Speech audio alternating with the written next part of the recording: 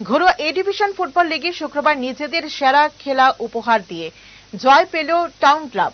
এদিন উমাকান্ত মিনি স্টেডিয়ামে লিগের দিনের প্রথম ম্যাচে টাউন ক্লাব প্রতিপক্ষ ত্রিবেণী সংঘকে হাফ ডজন গোলে পরাজিত করে। ম্যাচের প্রথমার্ধে 2-0 গোলে এগিয়ে ছিল টাউন ক্লাব। দ্বিতীয়ার্ধে বাকি 4টি গোল করে তারা। এই ম্যাচ জিতে 5 ম্যাচ শেষে টাউন ক্লাবের সংগ্রহ 10 পয়েন্ট। অন্যদিকে 5 ম্যাচ খেলে ত্রিবেণী সংঘের পয়েন্ট মাত্র 4। বড় বাজেটের দল বানিয়েও ত্রিবেণী সংঘকে ঘরোয়া এ ডিভিশন ফুটবল লিগে পরপর হারের মুখ দেখতে হচ্ছে। আজকের ম্যাচেও ত্রিবেণী সংঘকে নিয়ে ছেলে খেলা করে টাউন ক্লাব।